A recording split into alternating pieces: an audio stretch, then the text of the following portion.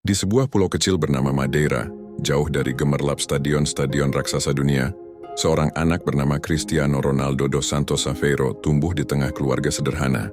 Rumahnya kecil, hidupnya pas-pasan, namun di mata Ronaldo kecil, dunia terasa luas karena ia punya mimpi yang tak pernah ia lepaskan. Setiap sore, Ronaldo berlari di antara jalanan sempit Funchal, mengejar bola lusuh yang selalu ia bawa. Bagi anak lain itu sekadar permainan, tapi bagi Ronaldo, itu adalah napasnya.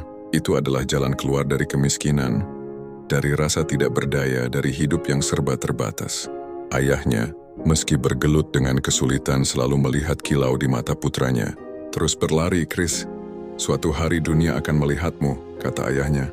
Pada usia 12 tahun, Ronaldo meninggalkan rumah untuk mengikuti Akademi Sporting Lisbon. Ketika ia memeluk ibunya sebelum naik kapal, air matanya jatuh. Ia tak tahu apakah ia kuat hidup sendiri.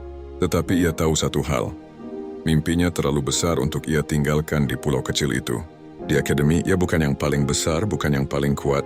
Ia sering diejek karena tubuhnya kurus dan logat Madeiranya yang kental. Suatu malam setelah latihan yang melelahkan, Ronaldo menangis sendirian. Tapi di tengah tangis itu ia berjanji pada dirinya, "Aku akan bekerja lebih keras dari siapapun." Dan ia benar-benar melakukannya. Pada usia 17 tahun, Ronaldo melangkah ke lapangan sebagai pemain profesional Sporting. Kecepatannya menggila, kakinya menari, bola seolah terikat pada kakinya. Nama Ronaldo mulai berbisik di telinga para pemandu bakat Eropa. Lalu malam yang mengubah segalanya tiba. Pertandingan melawan Manchester United 2003. Seisi stadion terpaku. Sir Alex Ferguson, sang legenda, melihat seorang remaja yang bermain dengan api dalam hatinya.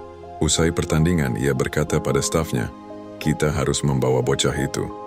Ronaldo pun pergi ke Inggris, jauh dari rumah lagi, jauh dari bahasa yang ia kenal, tapi ia tidak datang sebagai seorang biasa. Ia datang sebagai pewaris nomor 7, angka yang dulu dikenakan Beckham, Cantona, Best. Tekanan itu bagaikan gunung, namun Ronaldo mendakinya perlahan-lahan. Ia jatuh, ia bangkit, ia diejek, ia membalas dengan kerja keras yang hampir tak manusiawi. Dan kemudian dunia menyaksikan metamorfosisnya.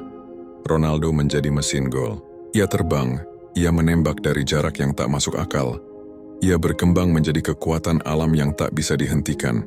Tahun 2008, ia berdiri di panggung Ballon d'Or sebagai pemain terbaik dunia. Bayangan anak kecil dari Madeira terasa begitu jauh, namun ia tahu perjalanan ini baru permulaan. Pada 2009, ia menuju panggung terbesar. Real Madrid, tekanan kembali menghantam. Rivalitas dengan Messi, ekspektasi fans, sorotan media, semuanya ingin melihat apakah Ronaldo bisa melampaui batasnya sendiri. Dan ia melampauinya. Ia bukan hanya baik, ia bukan hanya hebat. Ia menjadi legenda gol demi gol. Rekor demi rekor, 4 trofi Liga Champions tambahan. Air mata kemenangan di Milan, Lisbon, Cardiff, Kiev. Ia menjadi simbol kerja keras, simbol ambisi, simbol keinginan yang tak pernah padam. Namun hidup tidak hanya tentang kemenangan. Ayahnya meninggal pada saat Ronaldo baru memulai karier besarnya. Dan setiap trofi yang ia angkat, setiap gol yang ia cetak, selalu terasa kurang karena ada seseorang yang tidak lagi berada di tribun untuk melihatnya. Tetapi mungkin dalam setiap langkah Ronaldo, ada suara ayahnya yang masih membisikkan, "Terus berlari, Chris." Setelah Madrid, Ronaldo pergi ke Juventus, kembali ke Manchester United, dan kemudian menulis bab baru di Arab Saudi bersama Al Nassr.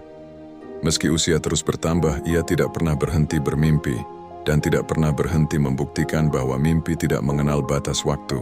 Di timnas Portugal, ia membawa negaranya meraih sejarah, juara Euro 2016.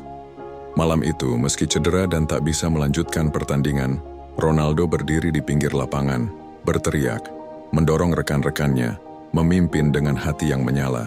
Ketika Portugal akhirnya juara, dunia melihat air mata Ronaldo, air mata perjalanan panjang yang akhirnya mencapai puncak. Cristiano Ronaldo bukan hanya pemain bola. Ini adalah cerita tentang tekad, tentang melawan rintangan, tentang terus berlari meski dunia meragukanmu. Dari anak miskin di Madeira hingga ikon global yang namanya akan dikenang selama berabad-abad, perjalanan Ronaldo membuktikan bahwa legenda tidak dilahirkan, legenda diciptakan.